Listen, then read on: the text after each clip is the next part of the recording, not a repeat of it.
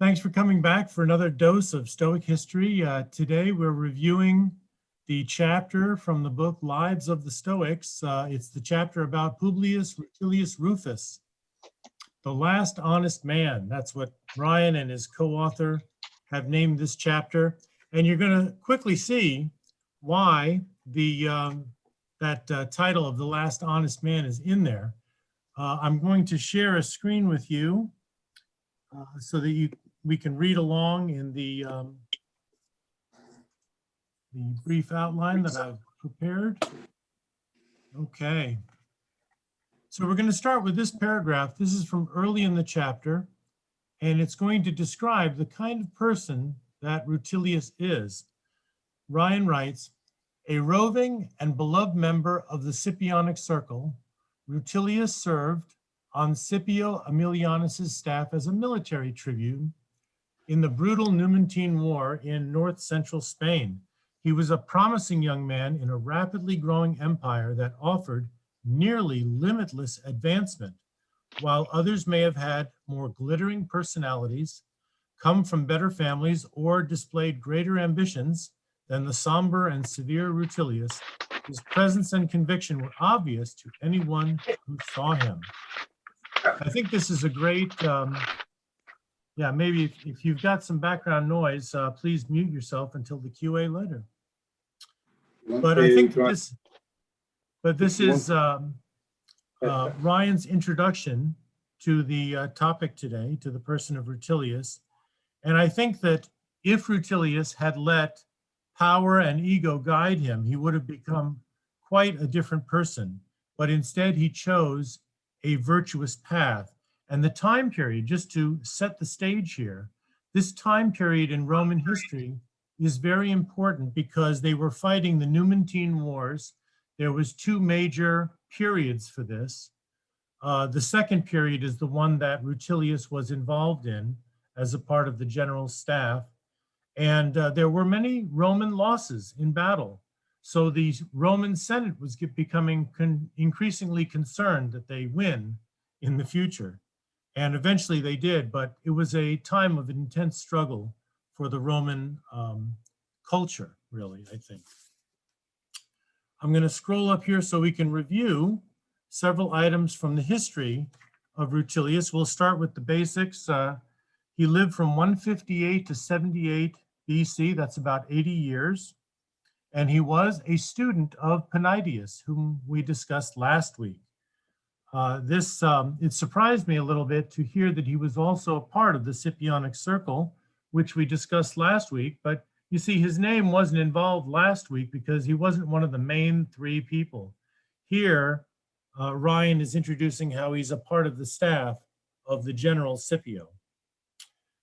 Item number 2 is how Rutilius refused to engage in political corruption. It started, the first event that Ryan covers in his book is about the year 115 BC. And that's when Rutilius first ran for public office. And he was defeated by someone named Marcus Scaurus. That's a person who won the office by lots of bribery. So Rutilius knew about this, but still refused to go the route of bribery to win the office. And this is really reinforcing the idea of where Rutilius is going in his life. He just refuses to engage in this type of corruption. Item number 3 is he rebels against Marius, his next political enemy. Initially, Marius, his full name was Gaius Marius, was his friend. And Marius was a successful Roman general and statesman. He's famous in the history of Roman culture for having served as consul 7 times, which I think is more than anyone else. But nonetheless, Gaius was very popular. And this was the year 101 BC. They were only about a year away from another very important battle with the German wars in 100 BC. But Rutilius found out that Gaius Marius also had given bribes to gain electoral victories. And Ryan writes very aptly in his book, he says, what's the point of having elections if they were going to be fraudulent? In other words, he's trying to capture what's in Rutilius's mind at this point in history. Well, the result is that Marius was convicted of this and sent into exile. But Marius was the kind of general who really wanted his power. And when he was on exile, he tried to make trouble with the king of a neighboring country. And he wanted to start war with Rome so that Rome would recall him as the best and most popular general. So he had his own ideas in mind. I don't think that that succeeded, but there's more you can Google online about that. Item number 4 is about how Rutilius stuck to his Stoic principles and remained honest. He had refused bribes through the years, as we've talked about, but he also trained his troops with Stoic principles. So he was really a Stoic through and through, always seeking virtue. And furthermore, it's this point in the history that Ryan points out, Rutilius was concerned about the needs for others. In other words, he was practicing his Stoic principle of oikeiosis. It's an important part of Stoic ethics. For those of you who are familiar with the term oikeiosis, this is where you're concerned for the needs of others, just as you are concerned for your own needs. And this is the time in Rutilius's life where things could have gone a little bit easier, but his political enemies wanted to get him out of the way. And so they accused him of political corruption. It's kind of an irony that he was accused of political corruption by the people who were really politically corrupt. And this leads to number 5. The next item is that Rutilius is going to be sent into exile because in court, he refused to defend himself. And even Cicero recounts in his writings that he was condemned due to his own silence and the silence of his defense team. So he is sentenced to exile. Some would say that he was given an easy exile by his political enemies because they won the case so easily, they allowed him to choose his own country of exile. And he chose to go to Smyrna, which was a city that really appreciated Rutilius. So it was there that Rutilius lived out his life into old age, about 80 years old.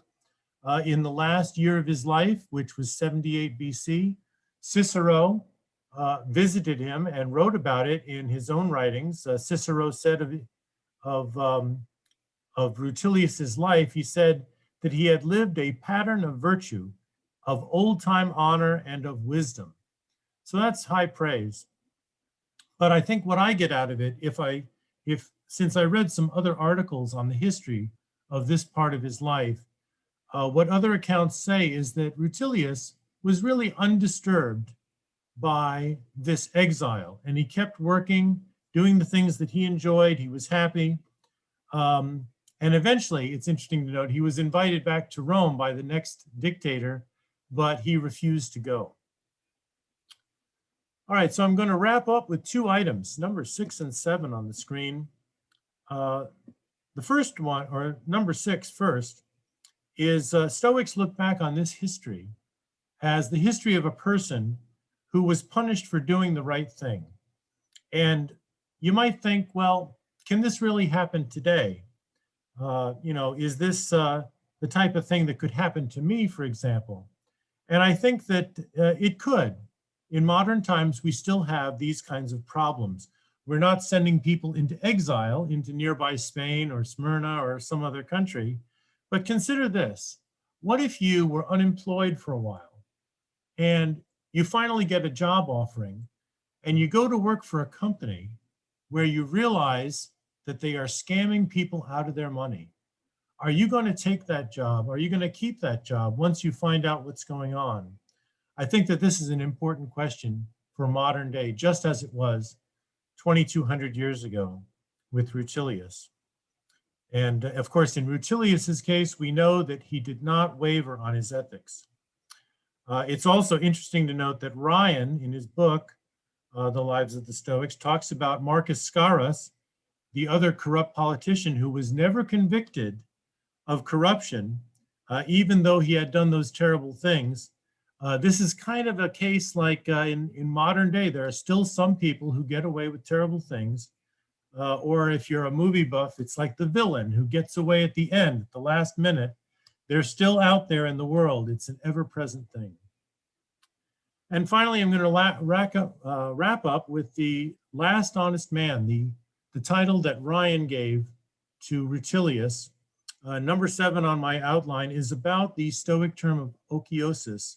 I think that this is something that I don't really push a lot of Latin terms in my presentations, but this one is important because we realize that Rutilius is an unwavering example of okiosis. He stuck to his ethics. Today we could describe it in kind of a 2-step method. This is how I summarize the term of okiosis. Is the first step is you realize that you're important as an individual and you need to care for your own basic needs. You need to develop yourself within your own life's limits. And this includes the basic instinct to survive. It's kind of like picture a turtle that has been flipped over on his back. You've got to get back on the ground. You've got to keep yourself solid that way. But then there's also a second step to okiosis, which is that as you become an adult, you realize that your conduct towards others also matters very much. And the basics that you've developed for yourself also apply to other people. First of all, the people around you, like your family, then furthermore, like your town, and furthermore, your nation or the world.